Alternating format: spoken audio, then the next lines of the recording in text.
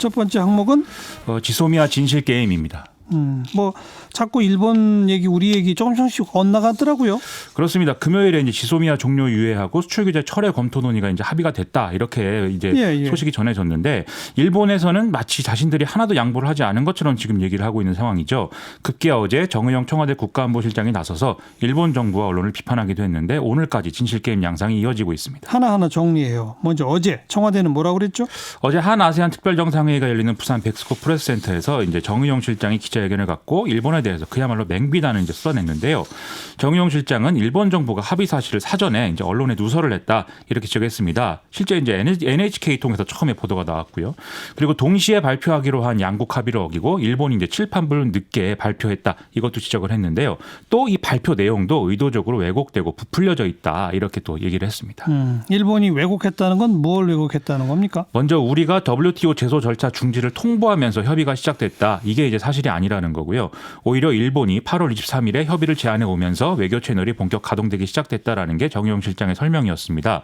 그리고 일본 경제산업성이 수출 규제 관련해서 뭐 변경은 없을 것이다 이렇게 발표했지만 이렇게 합의한 적도 없고 오히려 우리의 수출 관리 제도의 어떤 운영을 확인을 해보고 이걸 토대로 협의를 해나가기로 한다는 게 양국 간의 양해 사안이었다 이런 얘기였습니다. 예. 그리고 한국이 굴복했다거나 퍼펙트 게임이다라는 등의 일본 언론 보도는 견강부회다 이렇게 비판하기도 했습니다. 그러면서 일본에 사과를 요구했고 뭐 사과를 받았다 뭐 이런 거죠.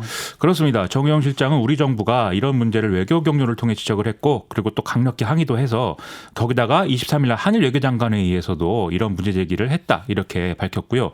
그래서 일본이 우리의 이제 자신들의 어떤 경제산업성이 부풀린 내용으로 발표한 것을 사과한다는 뜻을 밝혀왔다 이렇게 설명하기도 했습니다. 그러면서 정의용 실장은 또 우리를 시험하지 말라는 취지의 이런 말도 좀 했습니다. 거기에 대한 일본의 반응은?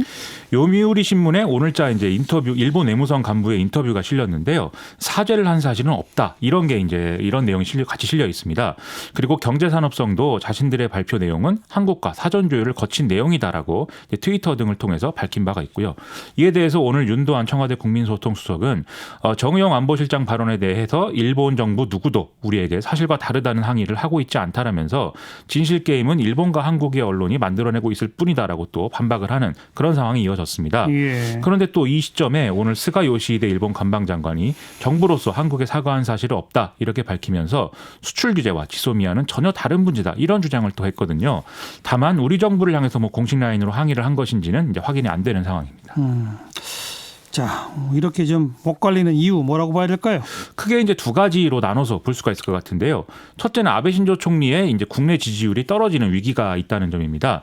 아베 신조 총리가 정부의 벚꽃놀이 행사에 자신의 지지자들을 대거 초청해서 공식 행사를 사유화했고 정부 세금을 자신을 위해 썼다. 이런 의혹들이 야당들에 의해서 제기가 된 시점인데요. 일본 언론들이 발표하는 여론조사를 종합해 보면 아베 신조 내각 지지율은 이 문제로 5% 이상 하락하는 그런 모습들을 보이고 있습니다. 반면 수출 규제 등에 대해서는 국내 여론이 나쁘지 않기 때문에 우리의 지소미아 종료 연기 결정을 뭔가 돌파구로 활용하고 있는 거 아니냐라는 비판 나오고 있습니다. 또 한 가지는 앞으로의 협상 과정을 염두에 둔 행보일 수 있다라는 건데요. 지금 지소미아 종료 유예는 한국이 뭔가 무리수를 거둬들인 것에 불과하다. 일본이 이제 이렇게 규정을 하면서 수출 규제와 관련해서는 강제징용 판결 문제하고 연계해서 풀겠다. 이게 이제 속내가 아니냐는 거거든요. 반면 우리는 그런 그림이 아니라 지소미아 종료 논의가 애초에 부당한 수출 규제 논의를 되돌리기 위한 이제 지렛대인 거고 강제징용 판결 문제는 따로 이제 논하다는 것이기 때문에 양국 간의 이제 전망이 지금 다르다라는 지점에서 보여지는 이제 내용이라는 것입니다. 뭐 따로 논해야 한다는 그 강제징용 판결 그 해법도 찾아야 되는 거 아니에요? 그렇죠. 이게 일본 정부는 거기까지 보기 때문에 이제 이렇게 반응하고 있는 거일 수 있겠는데요. 그간 언론은 이제 이른바 문희상 의장안에 대한 일본 반응이 좀 긍정적이다. 그래서 이 내용으로 이제 협의가 이루어질 가능성이 있다고 보도를 해왔습니다.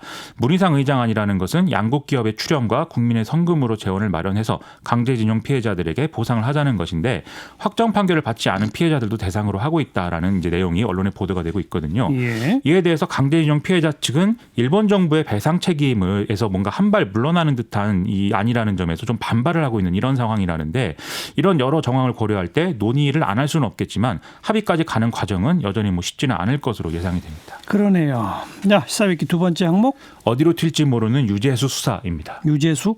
그렇습니다.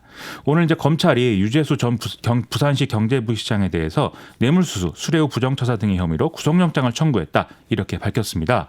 이 유재수 전 부시장은 금융위 금융정책국장으로 재직하면서 금융위 관리 감독을 받는 자산운용사 등의 여러 업체들로부터 차량, 자녀 유학비, 항공권, 오피스텔, 차량 운전사, 골프채 이런 걸 제공받는가 하면 특정 업체의 동생을 취업시키고 자신이 쓴 책을 업체가 대량 구매하도록 했다는 등의 의혹을 받고 있는 상황입니다. 이 유재수 전 부시장은 특정 업체에 이 대가로 금융위원장 표창을 주는 데 관여했다. 검찰이 이렇게 보고 있는데요.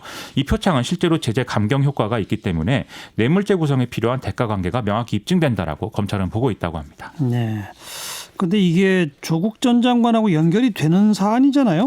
그렇죠. 청와대 특감반이 2017년 10월 달에 감찰에 나섰지만 무마가 됐고 별다른 징계가 이제 이루어지지 않았다. 이런 얘기였는데요. 네. 검찰은 최근에 당시 특감반 소속이었던 인사와 이인걸 전 특감반장 등을 대거 비공개 조사한 것으로 알려지고 있습니다. 당시 민정수석이 조국 전 장관이었기 때문에 수사가 이대로 진행되면은 조국 전 장관도 수사를 받을 수가 있다. 이렇게들 보는데요. 문제는 이제 이 의혹이 조국 전 장관 수준에서 끝나지 않을 수도 있다라는 점에 있는 것 같습니다. 그럼 어디까지 더 간다는 거예요? 오늘 경향신문은 유재수 전 부시장이 비위 의혹에도 더불어민주당 전문위원을 거쳐서 부산시 경제부시장으로 갈 수 있었던 배경에 여당의 요청이 있었다. 이런 이제 금융위 전 관계자의 주장을 보도했는데요. 유재수 전 부시장이 청와대를 그만두고 지난해 4월 달에 국회 정무위 수석전문위원으로 갈 때 더불어민주당 요청과 금융위 자체 판단을 더해서 금융위가 추천을 했었다. 이런 얘기였습니다. 최정구 전 금융위원장은 지난해 12월 국회에서 자신이 판단한 결과였다라고 설명을 했기 때문에 이 대목에 대한 검찰 수사도 있을 것으로 보입니다. 네. 수사 대상은 더 확대될 수도 있다. 그렇습니다. 먼저 구속영장 청구한 거 법원이 어떤 판단하는지부터 지켜봅시다. 네, 수고하셨어요. 고맙습니다. 김민아 기자였어요.